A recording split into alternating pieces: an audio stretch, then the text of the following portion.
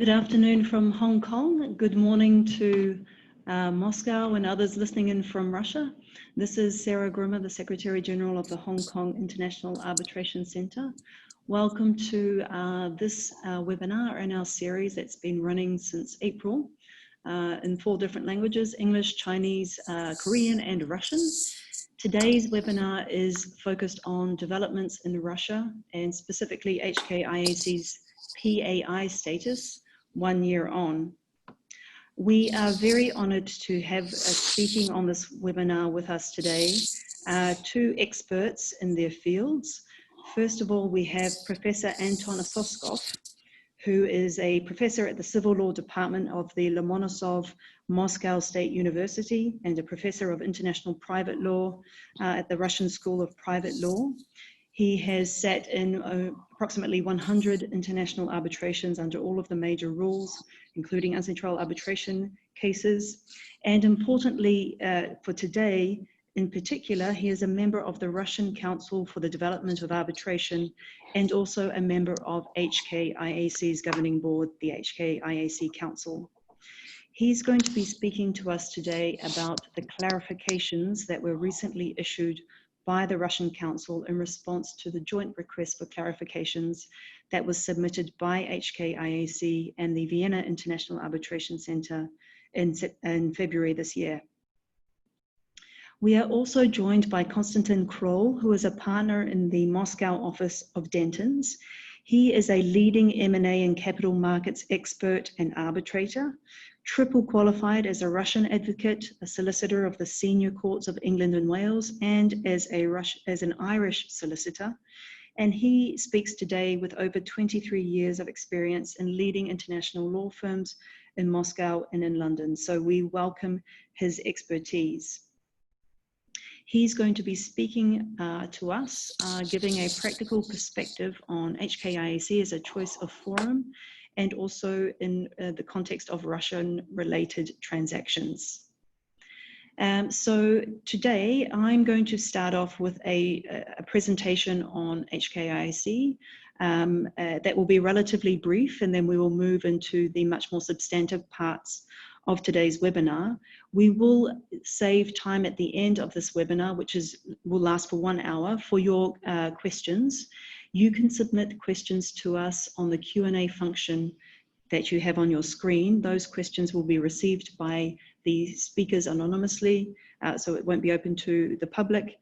And a reminder that this webinar is recorded and it will be immediately available on our website after we have finished. And also the slides will be available to you all. So thank you very much for attending today, and let's begin.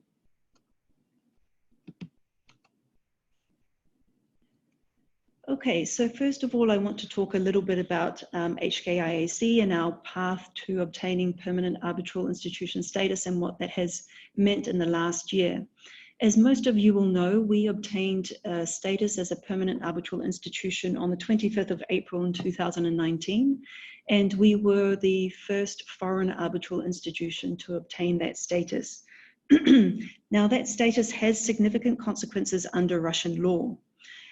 First, it means that HKIAC is authorized to administer certain types of Russian disputes that other institutions are not, namely certain Russian corporate and procurement disputes.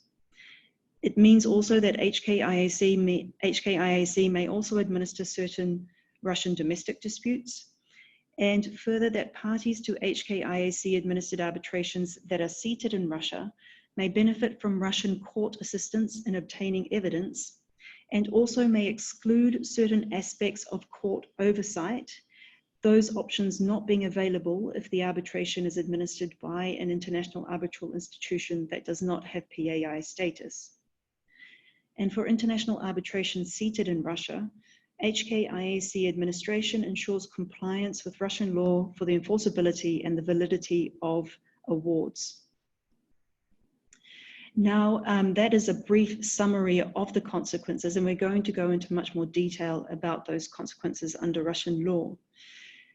On the 10th of February 2020, HKIAC and VIAC decided to submit a joint request for certain clarifications to the Russian Council for Development of Arbitration.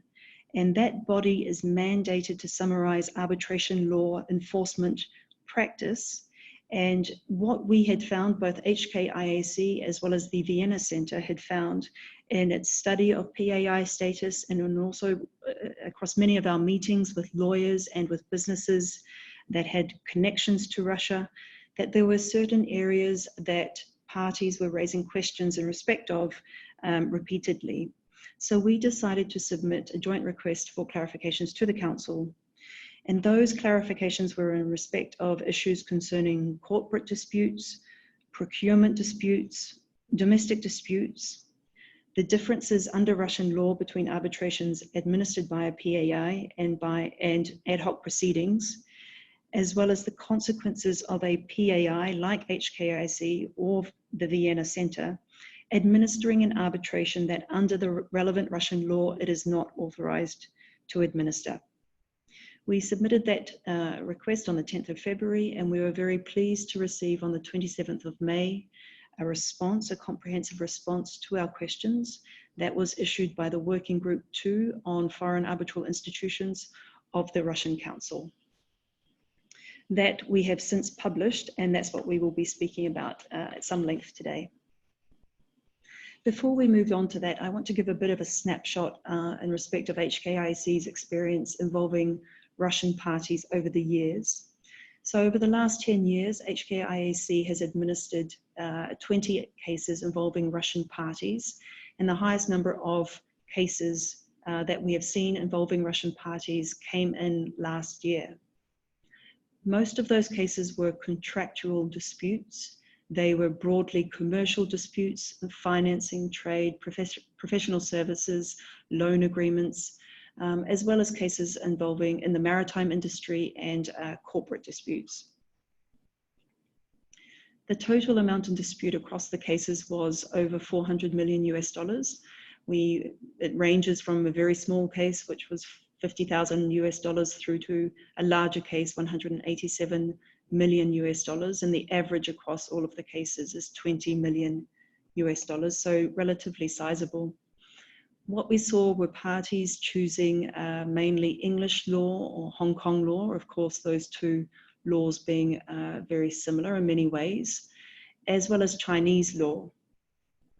The languages, mainly English, but we did have some cases involving Chinese and also more recently Russian language as the language of the arbitration.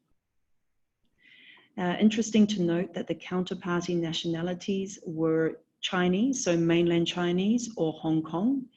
And then apart from mainland China and Hong Kong, the most common counterparty was European. And also what's interesting to note is that across all of our cases, in over 50% of the cases, the claimants were the Russian party. Also interesting to note is that our cases were mostly seated in Hong Kong, and the cases where it was not Hong Kong, it was unspecified. So we have not yet seen a case that is seated in Russia. And this has a number of significant consequences under Russian law, but also for options for parties looking to seat their case in Hong Kong, which I will come on to. Now that HKIAC has obtained PAI status, we would expect to see more cases where the seat is in Russia. We know that we are being opted for in arbitration clauses, including waterfall clauses. And there are just 3 points I want to bring to your attention that would be interesting, particularly for Russian parties. And that is that we have over 35 Russian-speaking arbitration specialists on our panels and our list. Our panels are panels of experienced arbitrators. We have a general panel. We also have a panel that is dedicated to experts on financial services disputes and also intellectual property disputes.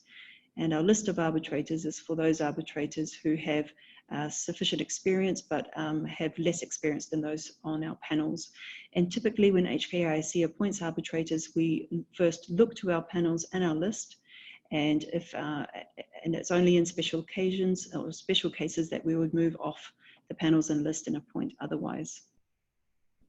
Also to note is that our administered arbitration rules are available in a number of languages, including Russian, and also that we have legal specialists on our council, of course, Professor Soskov, and we also have a Russian lawyer on our staff. I mentioned before the significance of Hong Kong as a seat, and I just want to raise one aspect of that, and that is with respect to the recent arrangement concluded between the Supreme People's Court of China and the Hong Kong government with respect to interim measures. What this arrangement means is that parties to arbitrations seated in Hong Kong, which are administered by the HKIAC, may seek interim relief from mainland courts in respect of the preservation of property, evidence, and conduct. Now, prior to the arrangement, this was not possible. It was only possible to seek assistance in arbitrations from mainland courts if the legal venue of the arbitration was on the mainland. But now, since October 2019, parties have the option to seek their arbitration in Hong Kong, which is an UNCITRAL model law-based jurisdiction, have it administered by HKIAC, and obtain relief from the mainland courts with respect to interests on the mainland. HKIAC's role in this process is to provide certificates to the mainland court confirming that the arbitration has been commenced at HKIAC. Since October last year, we have received and processed 23 applications for preservation orders with respect to assets and one with respect to evidence. And those applications have been submitted to courts in the cities that you see indicated on the slide. The total value of all of those applications is 7.1 billion RMB, which is just under $1 billion US. We are aware of court orders that have granted 5 billion RMB worth of preservation orders covering assets. So that's just over 700 million US. And those orders were granted by the courts that you see, courts in the cities that you see in red on the screen. And when we look over all of our cases, we see that the applicants for interim relief, in most cases, in 3/4 of the cases we have seen are foreign parties, but in 1/4 of the cases, the applicants themselves are mainland Chinese parties. Also, in respect of the respondents of these applications, it's half-half. Half of the respondents are mainland Chinese entities, and half of the respondents are foreign entities which own property in the mainland. So this is a very important new instrument for parties that are involved in disputes which have interests on the mainland. And those applications can only be made under the arrangement where the seat is Hong Kong and where it is administered by a qualified institution, one of which is HKIAC. Okay, so before we move on to Professor Soskov, I just want to bring to your attention the fact that HKIAC has published a policy on proceedings affected by sanctions. And the reason that I raise this is because we are going to talk a little bit later in this webinar about the recent amendment to the Russian Arbitration Procedural Code regarding the rights of sanctioned entities. And I think, that's a relatively new topic. But there are a lot of questions around that. So what is HKIAC's policy? Just briefly, the policy applies to proceedings where any of the parties is listed under a sanctions regime, or any individual or entity that is directly or indirectly owned, controlled, or affiliated with a party that is affected by a sanctions regime, or the subject matter falls under a sanctions regime, or an arbitrator is a national or resident of a country that is affected by a sanctions regime.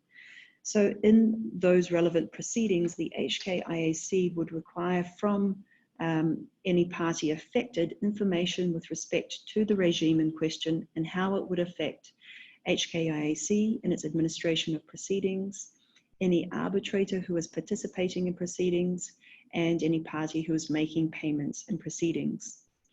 The policy also outlines HKIAC's general approach in a number of aspects. So firstly, with respect to the appointment of arbitrators, there we would provide possible candidates for arbitrator appointment with information on the relevant sanctions regime.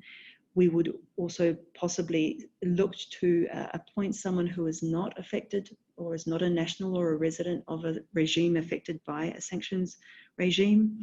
And if not, we would assist where possible in obtaining necessary exemptions.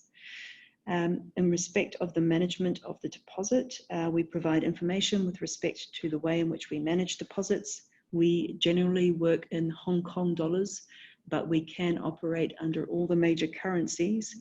If a sanctions regime so required, we would avoid use of certain currencies to facilitate payments. We generally use the services of HSBC, and we would provide assistance in obtaining relevant clearances where we can assist.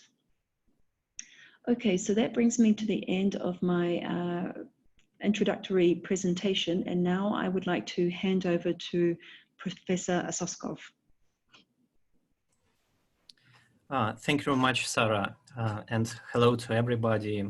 Many thanks for joining our webinar. And the topic of my presentation will be those clarifications which were mentioned in the Sarah's presentation and were provided recently by the working group of the Russian Council for the Development of Arbitration. Next slide, please. Basically, Sarah has already mentioned the relevant dates and the reason why the respective joint request was made by HKIAC and VIAC jointly to the Russian Council. And the main idea was to seek clarifications for some gray areas in the Russian arbitration legislation. And I think that a number of such gray areas were covered by the recent clarifications, the recent position, and I will do my best to address these issues during this presentation. Yeah, a caveat should be made here that the Russian Council at the Ministry of Justice, its position is not binding for the Russian courts. And that's why one cannot exclude the possibility that in certain particular cases, Russian courts can take other approach. At the same time, I know that justices from the Russian Supreme Court, they carefully look at the work of the Russian Council, and that's why I'm sure that at least these clarifications would be taken into account when resolving the relevant disputes. Next slide. A lot of space in these clarifications is devoted to Russian corporate disputes and various types of this. I think most of Russian specialists will agree with me that this is the most peculiar feature of the Russian arbitration landscape. And that's why it's understandable why the clarification makes an emphasis on all these complicated issues. Here on the slides, you see some basics of the Russian approach to corporate disputes. These basics follow directly from the statutory provisions. So first of all, we have a definition of the Russian corporate dispute in the Russian Arbitrage Procedure Code. And two criteria should be met here. The first criteria is that the dispute relates to establishment of, management of, or participation in legal entity. And the next criterion, which should also be in place, is that the respective legal entity is incorporated in Russia. We distinguish three types of Russian corporate disputes depending on the approach to their arbitrability. The first type, these disputes are non-arbitrable. And as an example, I can mention here disputes regarding convening of a general meeting of shareholders, or most of disputes in respect of so-called Russian strategic entities under special federal law 57 FZ, especially when the relevant transaction with the shares of such strategic entity requires preliminary approval from the Russian Commission. The second type are the disputes which are arbitrable and do not demand any special corporate dispute rules. And finally, the third group, somewhere in between, they are arbitrable, but only under condition of application of special corporate disputes rule. Next slide, please. The most important in practice is the second group, namely the group of arbitrable disputes which do not require special corporate disputes rules. Because this group includes those contractual disputes which are mostly referred in practice to arbitration. So these are disputes out of share purchase agreements, out of share pledge agreements, out of shareholders agreements. And the only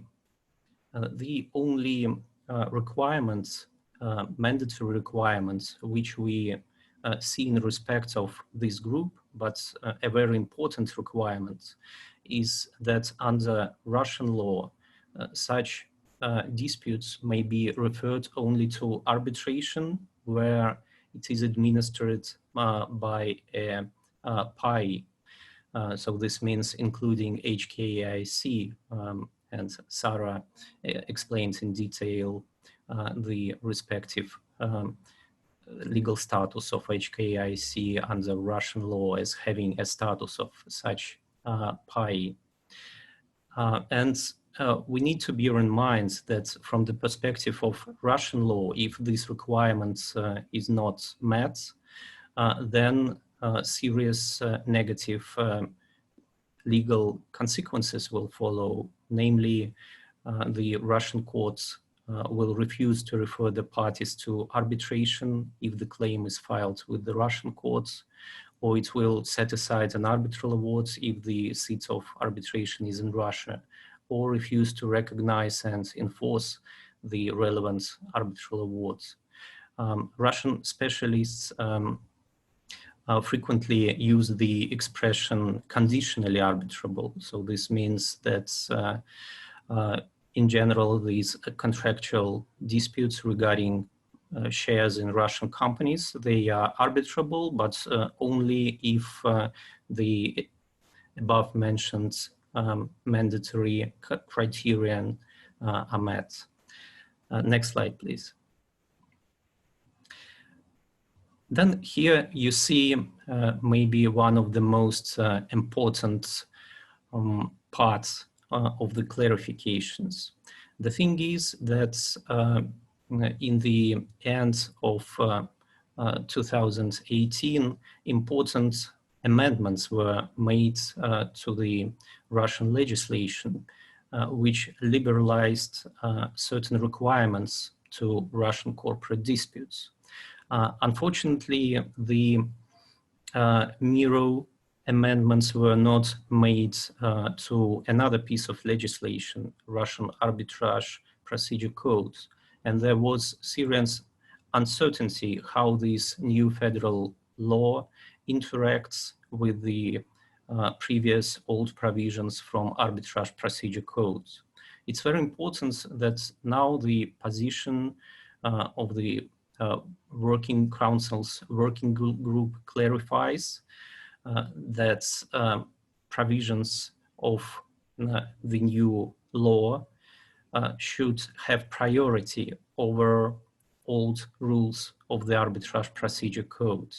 And only in the situation when this new law does not expressly govern the relevant matter, then old rules from the arbitrage procedure codes would still be applicable.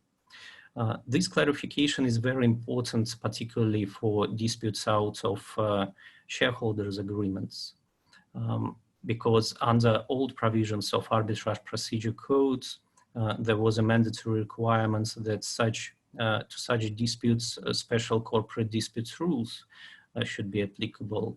But this new law abandons these requirements, and since this new law has priority, this means that we do not need any more application of such special corporate disputes rules.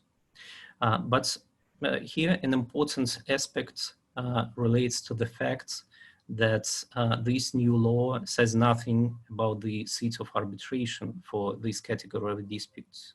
And this means that old provision from the arbitrage procedure codes would still be applicable and would demand the seat of arbitration in Russia. And another important clarification is that amendments of this new law apply to all arbitrations commenced after the date when this new law came into force, irrespective of the date when the arbitration agreement was entered into. These are also good news because the provisions of this new law are more liberal and more convenient for the parties. Next slide, please.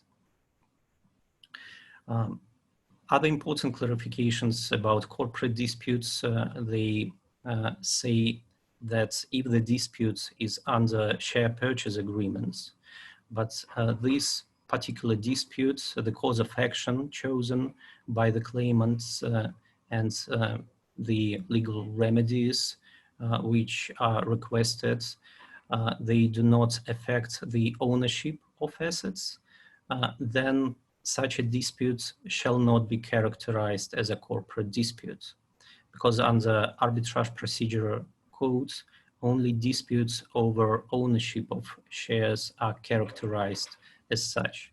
This means that a lot of disputes in practice, even which are based on share purchase agreements, but if they relate, for example, just to payments of the purchase price for shares, reduction of the purchase price, or payments of damages or indemnities for breach of warranties or representations, these disputes should not be should not be characterized as a corporate dispute under Russian law. And this means that special mandatory requirements do not apply in this situation. But at the same time, we need to bear in mind that if the same claim combines several demands, several claims, and one of such claim should be characterized as a corporate dispute, and another does not have such a characterization, then we have to apply the strictest requirements. So this means again that arbitration must be administered by a permanent arbitral institution. Next slide, please. Russian procurement disputes, also important issue. Russian law distinguishes between two types of them. Contracts which are made directly by the Russian states or Russian state authorities, ministries, agencies. They are governed by law number 44, and they are non-arbitrable until enactment of a special law.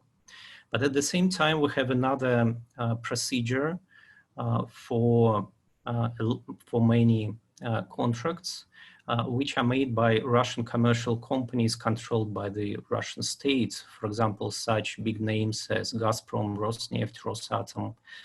Another law is applicable here, 223, and it allows to refer the disputes to arbitration But at the same time, there is an important mandatory requirement that if the seat of arbitration is in Russia, then the disputes are arbitrable, again, only provided that the arbitration is administered by an institution with a PAI status.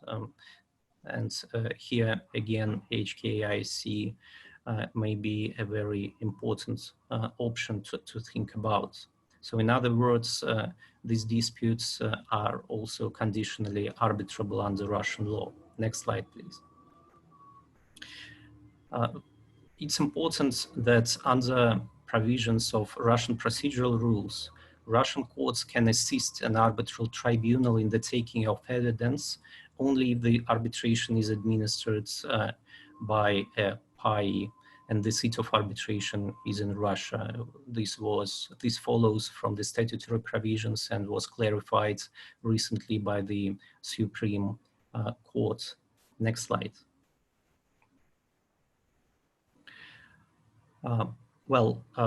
Here, this slide, explains also other distinctions between arbitration administered by permanent arbitral institutions and those that do not have such a status. And an important distinction is that if the dispute is administered by PAI, including HKIAC, then a number of important options is available for the parties to exclude interference of Russian courts, especially in the situation when the seat of arbitration is in Russia. All these options are not available if the dispute is administered by a foreign arbitral institution without PAI status under Russian law. Next slide.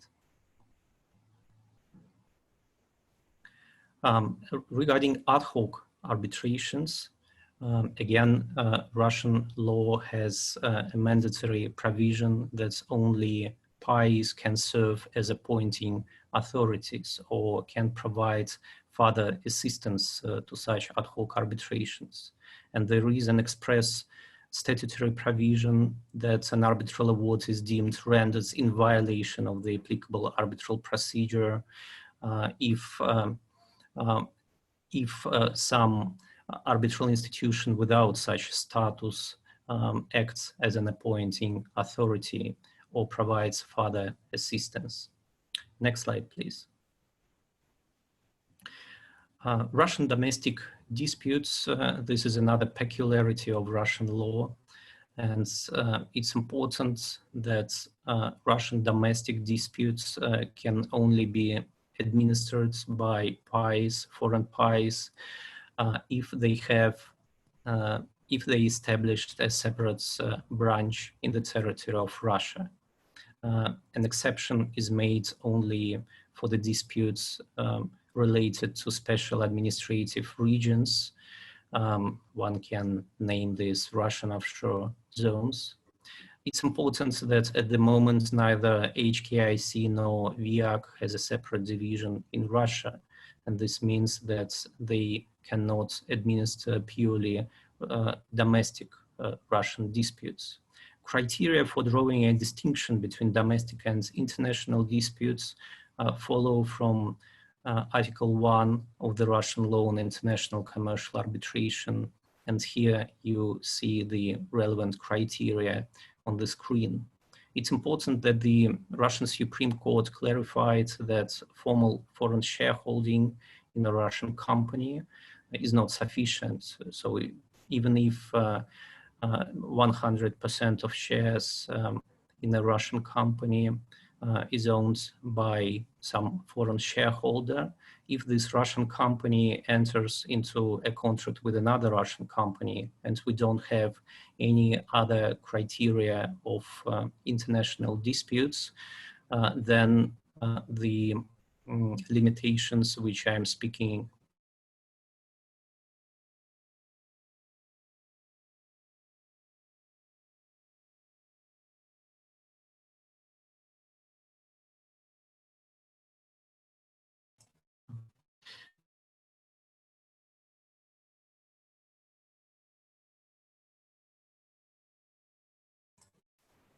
Yeah, sorry.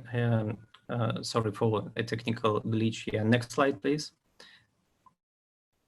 Yeah, and finally, the final slide and the issue which, as far as I understand, is very important for all foreign arbitral institutions who have already obtained the PAI status under Russian law or are exploring at the moment the possibility of obtaining such a status.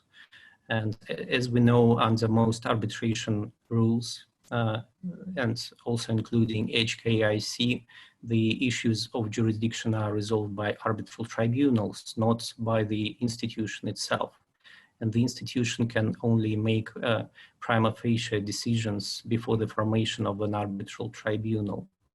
So it was very important for foreign institutions to obtain clarifications that they would not be sanctioned for administering a dispute which is allegedly outside the scope of jurisdiction due to mandatory requirements of the Russian law, provided that the institution informed the arbitral tribunal and the parties about potential risks of violation of these mandatory rules. And there are various approaches how this information can be provided, including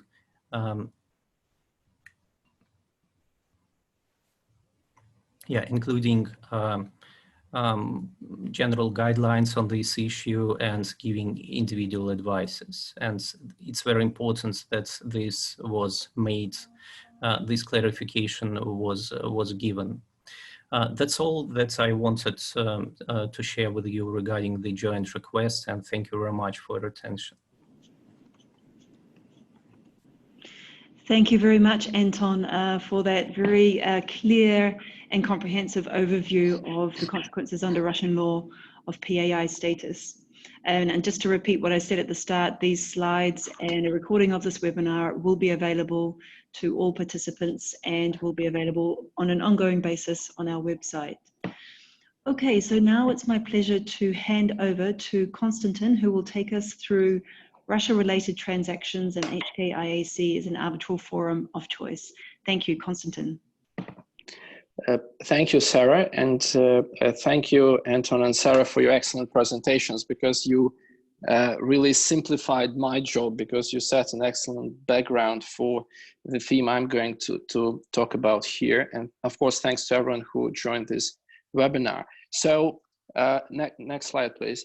I'm going to talk about the practical considerations for choice of HKIAC as arbitral forum for Russia-related disputes. And on that slide, I set out the key themes that I'm going to cover here. So it is very important fact that Hong Kong has not adopted any Russia-related sanctions. That is an important point. As Anton described earlier, the status as a permanent arbitral institution for Russian law purposes also creates an important advantage. Then impact of sanctions, and that is the core theme I'm going to talk about. So for parties to commercial transactions, the risk of implication of sanctions is a key factor in, or one of the key factors in making a choice of arbitral venue. Then I'm going to talk about recent market trends. And then, quite importantly, there is a very recent development in Russian law.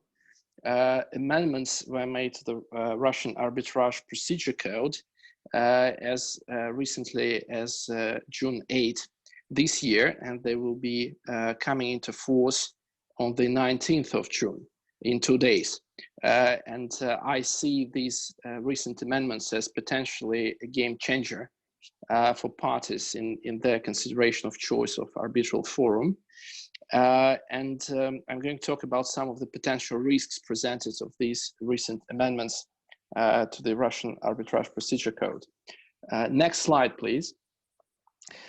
So I'm going to very briefly give an overview of sanctions regimes that exist in relation to Russia-related persons. And this is a very complex and broad subject. And of course, we don't have time to cover that in detail, but just to set the background for our discussion. First, the US sanctions are probably the most important ones. As you can see on that slide, the US sanctions are not contained in any single law or piece of legislation. As you can see, there are different sanctions programs adopted in the US. And very broadly, you can distinguish the implication of US sanctions in two categories. So there are so-called blocked persons, or SSDNs, and you cannot do any business with a blocked person without risking the very severe consequences. And of course, when I say you cannot, by you I mean a US person. So if you are a US person, and by that you capture any US registered company or any US resident or any company that does business in the US. So that is a very broad category. So all of those who I just mentioned, they cannot do any business with a blocked person.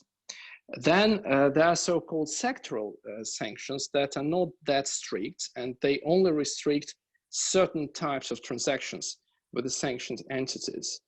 And of course, one of the most important features of the US sanction programs is the so-called secondary sanctions.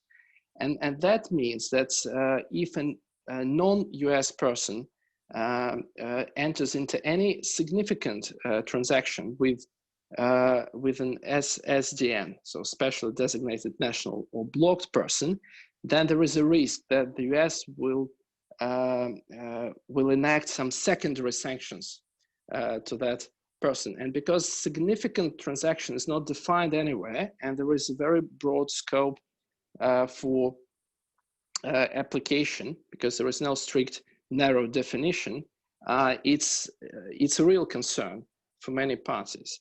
And ultimately, it's OFAC, Office of Foreign Assets Control in the US Treasury, that in its own discretion decides whether someone breached sanctions or not, and whether they fall within the scope of secondary sanctions. Next slide, please. Then the EU sanctions are also very, very important, and there is some similarity to the US sanctions in a sense that there are also two large groups, the so-called smart or targeted sanctions and sectoral sanctions. And without going into too much detail, I would just point out that the difference with the US sanctions is that in the US, there is just one state agency, OFAC, which deals with sanctions.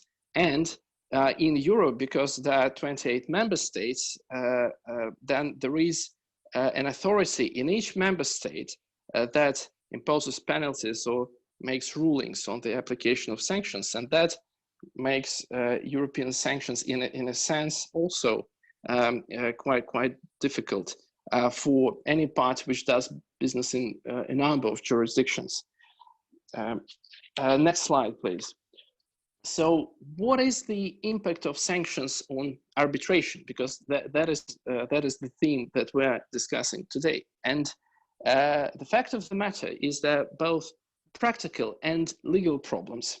So of course, one of the most fundamental legal problems is that sanctions can be potentially seen as a type of overriding mandatory provisions of both applicable law to the contract, and also law of the seat of arbitration. So that is an important consideration if the arbitral venue is in a jurisdiction which adopted sanctions. And that makes potentially any arbitral institution in the European Union, and indeed in the United States and in other jurisdictions that adopted sanctions, so they potentially might choose to apply sanctions as part of the applicable law. And if the arbitral institution is in a jurisdiction that adopted sanctions, then and if it needs to review a dispute involving sanctioned party or parties, then that arbitral institution would need to obtain an authorization to consider such a dispute. And often such authorizations are called licenses, especially in the US context. And it's not just the arbitral institution itself. So any party that is involved, including the arbitrators, of course, including legal counsel to the parties, including experts, so anyone who is involved throughout the arbitration process might need to get such an authorization. And an important factor I'd like to mention is that, as I explained earlier, the sanctions are really, really complex, and very often it's quite hard to say outright whether a party is subject to sanctions or not, and whether it's sort of total blocking sanctions or somewhat more mellow sectoral sanctions. And therefore, ultimately, it's an arbitrator or legal counsel who needs to make a judgment call. And very often they want to be on the conservative side and take a very prudent and accurate approach, understandably. And as a result, they might go and ask for permission from the authority for VIAC or a similar authority in Europe, even though there is no 100% certainty that it's required. But to be on a safe side, they would do it anyhow. And that may result in delay in proceedings, or sometimes counsel would choose not to accept instructions if they're worried about the consequences. So from a client's perspective, if a client is a sanctioned entity, it makes life much, much harder. So on that slide, I mentioned it's not an exhaustive list of what might be problematic, but I just gave examples of where problems may come up. So it's from the appointment of arbitrators, it's paying arbitration fees and legal counsel fees. And as Sarah mentioned, HKIAC dealing in Hong Kong dollars and other major currencies is a major advantage because from the sanctions perspective, if the payment is in US dollars or in euro and US or European sanctions apply, then the banks are most likely to block any transfers from or to a sanctioned party. So even payments in itself may become a huge obstacle. So the flexibility of HKIAC is very important here. And then if a witness, a physical person, an individual is sanctioned, then such individuals are most likely won't be able to get a visa if they need to go to a country which impose sanctions. So it's all quite complex. Next slide, please. So as a result of all these sanctions problems, there is a trend in Russia, and it is growing, that Russian parties are choosing arbitral institutions in Asia, in Singapore and Hong Kong, as opposed to more traditional arbitral venues in London and the rest of in the continental Europe. And HKIAC has a huge advantage here because it's one of only 2 international non-Russian PAIs accredited in Russia, and the only one non-EU accredited PAI. Next slide, please. And now the recent amendment to Russian law. So that amendment was first introduced about a year ago in July 2019. But then after adoption and first reading, nothing really happened to it until May this year, when it was fast-tracked through Russian parliament and finally adopted in June, and it will be coming in force in 2 days from now. on June 19. Next slide, please. So the essence of the amendments that were introduced is that pursuant to these amendments, the Russian courts are going to have exclusive jurisdiction over disputes with Russian sanctioned entities, or, and I would stress, even non-Russian entities, but if these entities are under Russia-related sanctions. So the trigger to the application of exclusive jurisdiction of Russian courts, if parties' access to justice in a foreign court or arbitral institution is limited due to Russia-related sanctions. So if such situation exists, access to justice is limited, then any arbitration clause or prorogation clause that was entered into between the parties, it becomes unenforceable as far as Russian law is concerned. And in such situation, Russian state court will have jurisdiction. So that will happen non-automatically, but only if a sanctioned person would apply to Russian court. Of course, in most probabilities, it might, if it's used its advantage. So the barriers to access to justice, or limitations to access to justice, that is not defined clearly in that law. As a result, there is a risk that it would be interpreted very, very wide. And all of the problems related to sanctions that I mentioned just earlier, and indeed the imposition of sanctions itself, could qualify to be such barriers to access to justice. Next slide, please. So effectively, a sanctioned Russian party can unilaterally opt for litigation in Russia, and potentially even under Russian law. Even if applicable law to the contract is English law or any other non-Russian law, still there is a risk that Russian court would find it just simpler to apply Russian law. And yeah, I'm conscious of time, so I will try to wrap it up quickly. So you, very important point here, that if a foreign party would choose to carry on with arbitration outside Russia, then Russian court may impose a penalty on such party that would be equal to the entire claim and related costs and expenses. So that makes it a very powerful instrument. Next slide, please. So you would say that how does it play out with New York Convention of 1958? And the reality is that these provisions of Russian APC amendment, that they are unlikely to work outside Russia. However, any arbitral award implemented abroad, contrary to these provisions, won't be enforceable in Russia, realistically. And if a foreign party has any assets in Russia, they would be at risk if Russian court imposes a penalty, and that penalty could be enforced against these assets.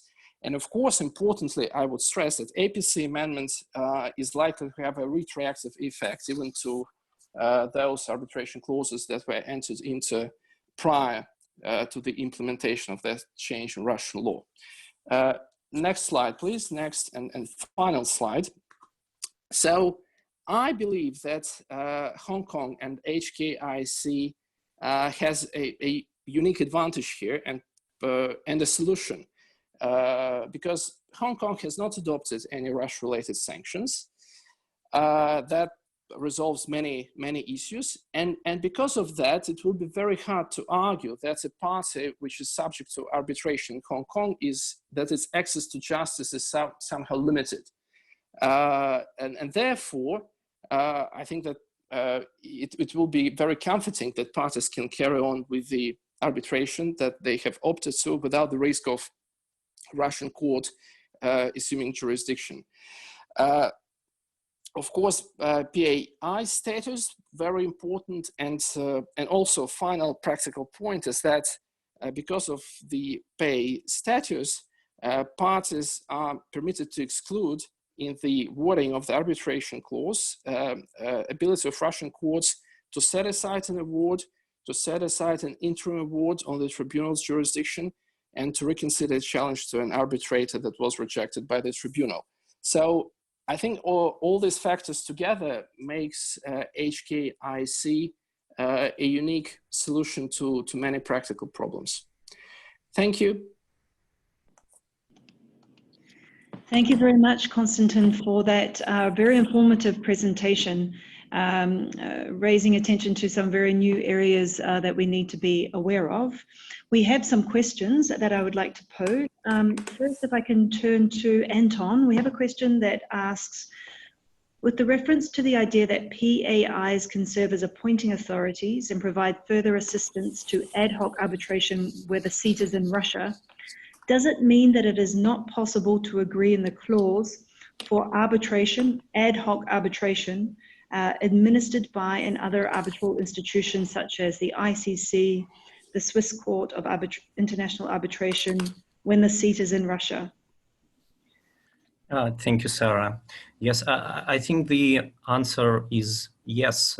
There is such a huge risk, and this follows from the literal interpretation of the respective mandatory statutory provision. This is Article 44, subparagraph 20 of the Russian law on domestic arbitration, which is also, this rule is also applicable to international arbitration. And you can also look into paragraph 22 of the recent clarifications from the Russian Council.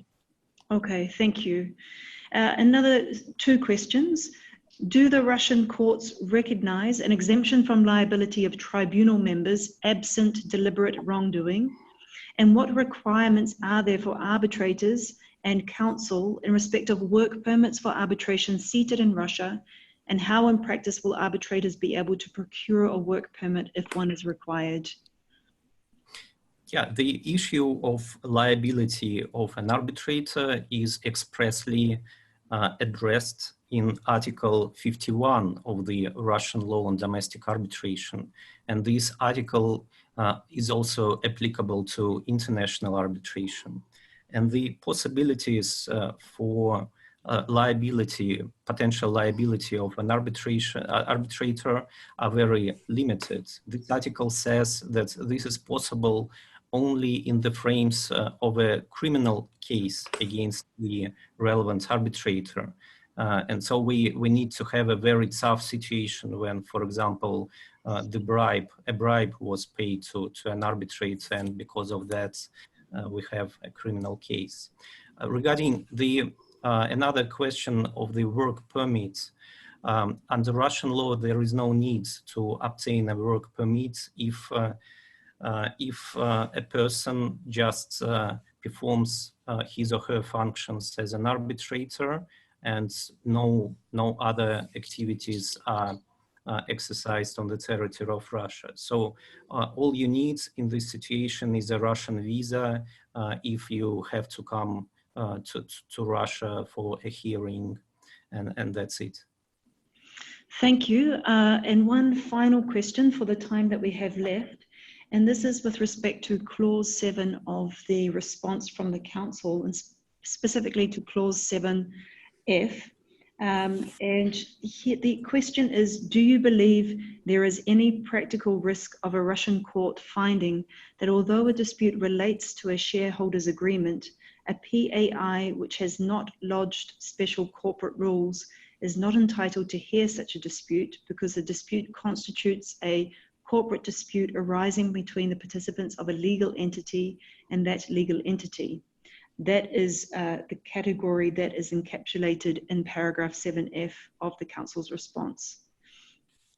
I don't see such a risk if the question is asked in the frames of disputes out of shareholders agreements, because for sure special provision will have priority over general provisions. And we have such a special provision regarding shareholders agreements, including in the new law, which I described. And the new law is very clear that there is no need to apply special corporate rules for such a dispute. And if I have, Sarah, just 30 seconds, there was another very important question about shareholders' agreements regarding appointments of directors and whether such provisions which are common for shareholders' agreement regarding nomination of directors, whether it excludes possibility to refer the disputes to HKIAC.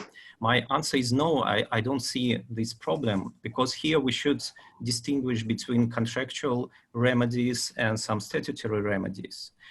If your claim is about, for example, damages for breach of a shareholders' agreement, and this breach relates to violation of, by the defendants of the provisions related to appointments of directors, I don't see any impediments to resolve these disputes, for example, in HKIAC. The situation would be different if you will try, for example, to terminate the powers of director or to challenge the appointments made by the respective corporate body.